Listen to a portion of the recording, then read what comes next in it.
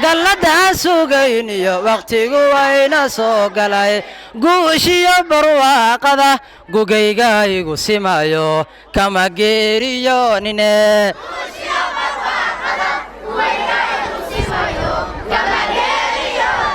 guushiyo barwaaqada gugayga igu simayo kama geeriyoonine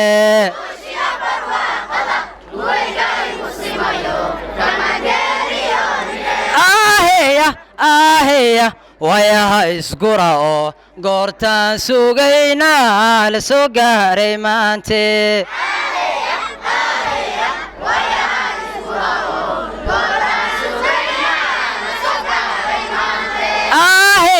aheya wayaha isgura oo goortaan sugaynaa la soo gaaray maante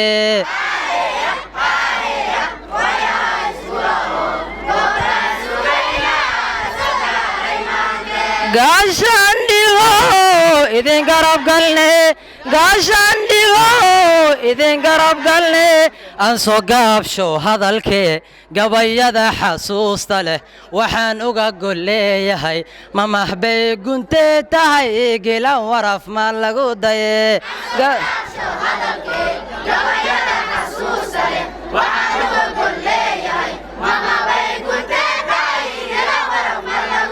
gaashaandhigo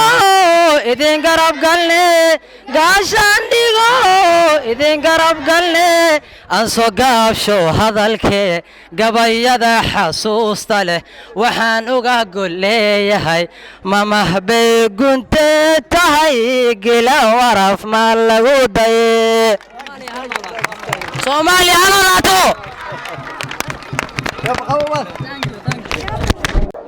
calankan muunada leh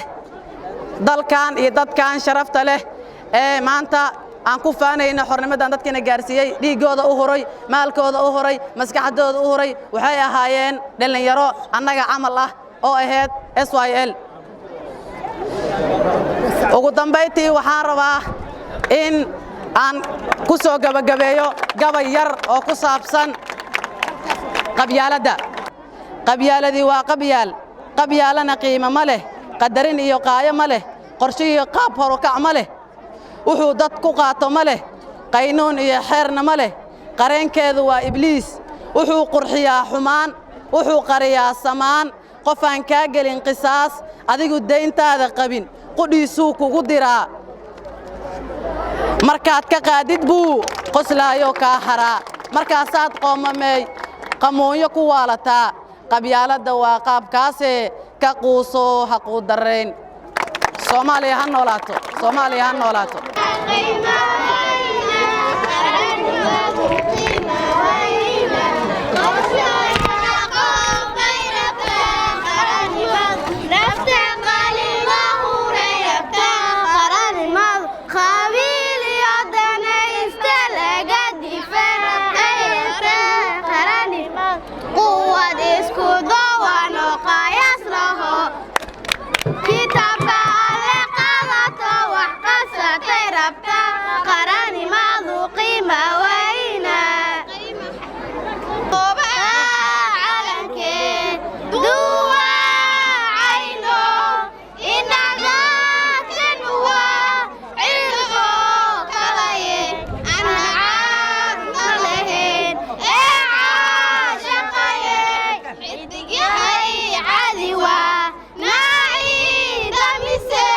anigoo Saare Axmed Muniir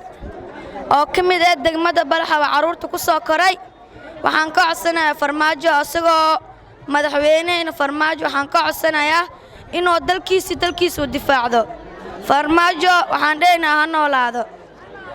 anaga ma jeclan dalkeen lagu tunto anaga gulgul ma rabno inaan la celcel ma rabno dalkeen waa difaac waxaan dheenaa farmaajo ha noolaado dalkeen waa difaacanayna waxba ha cilnoona anaga garabkaaga taagan heer Balxaw dhamaale iyo muslimiinta dunida joogta kulli garabkaaga taagan yihiin Soomaaliya ha noolaato qeerana waxaan fariinaa u dirayaa qeere waxaan ku dhahayaa madaxweynaha farmaajo wiliga garabkiisa ka tagin garab taagnaaw ciidanka dalka xooggan waxaan ku dhahayaa inuu dalkeena ay mar laba ay cilaanin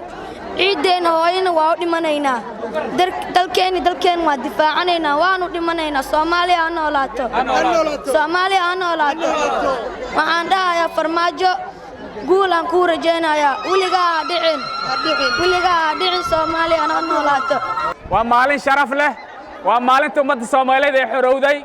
ka xorowday gumaysiga cadaanka ahaa ee soo gumaysanaya 100 sano iyo ka badan Soomaali meel kasta aad joogtaan rag baa u soo dhintay xornimada la iskama helin rag baa u soo dhintay dumar baa u soo dhintay hanti baa ku soo qasaartay xabsiga qaar baa gaajo ugu dhintay cudurro ku dileen qaar baa injir gashay cayaar kuma iman cayaar gacantina uga baxda marka maaha Soomaali weyn waxaan ka codsanayaa dawlad iyo shacab in la ilaaliyo qarannimada sharafta ciziga ummadda Soomaaliyeed dhalinyarada joogta waxaan leeyahay dhalinyarada joogta waxaan ku gubaabinayaa dhalinyaro u soo dhimatay aan waagaas idinka aqoon aan idin leekayn haddii idinka aqoon badan idinka tira badan way yaraayeen way aqoon yaraayeen way hanti yaraayeen hadda idinka aqoon badan idinka hanti badan idinka ka tira badan malaayiin baatiin waxaa la idinka rabaa dalkiina inaad difaacataan maadaama Soomaaliya meel istiraatiiji caalami ay ku taallo madow iyo cadaan bay u soo hanqaltaagahayaan inay qabsadaan ay rabaan diamond iyo dahabka iyo shidaalka iyo macdanta ku jirta ay rabaan inay qaataan annagana nagu dul qabsadaan oo la adoonsadaan waxaa la idinka rabaa inaan difaacano guud ahaan Soomaali weyn meel kasta aad joogtaan dalka waa qaali dadku waa qaali ciidu waa qaali waxaa laga rabaa inaan u istaagno sharafteenna qiimahan aan ilaashano waxaan leeyahay dalka kan cadowga ku soo wajahan kama yar 50 wadan maadaama ay cadow kugu yihiin qaataan rabaan dhulkaaga inay qaataan waxaa Soomaali tiraahdaa haddii cadowga uga bato caqligaaga ha bato Soomaali waxaan kula talinayaa caqligiina ha bato indhaha fura gumaysiga waa mid toosan iyo mid dadban kii dadbanaaba hadda nahaya kii tooskaa waa iska celinay ka madaxweyne mustaqbal ahaan Soomaali waxaan kula talinayaa gumaysiga dadban ee shaatiyada badan qaba shaati buluug ay shaati cad shaati madow iyo shaati guduudan buu qabaa af kastana uu ku hadlaaya idaacad kastana uu adeegsanaya qof kastana uu adeegsadaa waxaan idinka carrajaynayaa inaan ka feejignaano oo aan iska hubinno irid kasta oo nalka soo galaa iska xirno gacmaha isqabsanno nimanka la adeegsanaya naagaha la adeegsanaya iska celinno Soomaaliya gul Soomaaliya gul Soomaaliya gul Soomaaliya noolaato Soomaaliya midowdo Soomaaliya israacdo Soomaaliya hogaysato Soomaaliya sharfanaato farmaajo gul madaxweynaha mustaqbalka gul khayra gul madaxweynaha mustaqbalka gul farmaajo gul Soomaaliya gul guli gobonnimo sanadkiisa khayra sharaf alla noo gaarsiiyo ciida daarsanba ciida daarsanba duniya wood kugu dhowraye calayow waliga hadhicin calayow hadhicin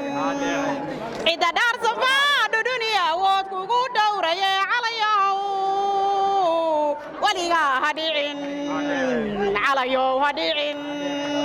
waliga hadhicin calankeena suubano how carshiga ku noqo calanka Soomaaliyeed ee carshiga ku noqo cirkaadu eegtahay rabbi iyo laga cabsado cirkaadu eegtahay rabbi iyo laga cabsado casiiska kugu dhaarshe laga cabsado